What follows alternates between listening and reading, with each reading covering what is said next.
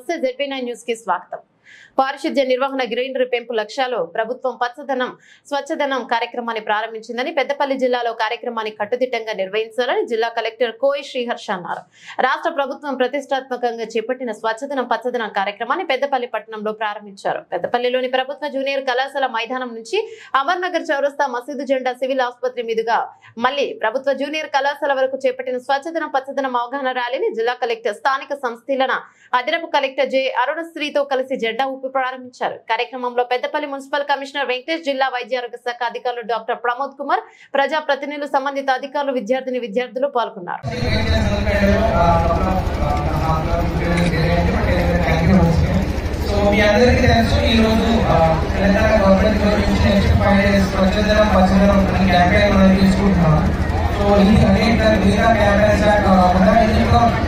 Municipal సిబ్బంది public అందరినీ involve చేయాలి.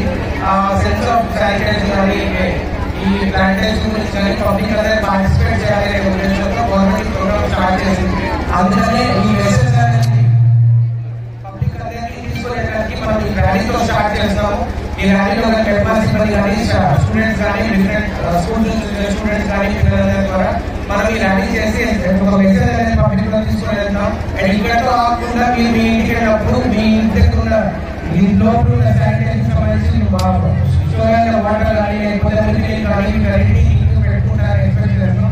అండ్ మీరు మీ వాట్స్లో ఏమైనా సమస్యలు ఉన్నా కానీ మా మున్సిపల్ సిబ్బంది ముందు వచ్చి వాళ్ళకి చెప్తే వాళ్ళు కూడా చేస్తారు. వాళ్ళకి మీ అందరూ కోఆపరేట్ చేస్తే ఇంకా భద్రపడి పట్టడం, ఇంకా శానిటైజేషన్ కానీ క్లీన్లెస్ కానీ ఇంకా బాగుంటుందని ఎక్స్పెక్ట్ చేస్తాం.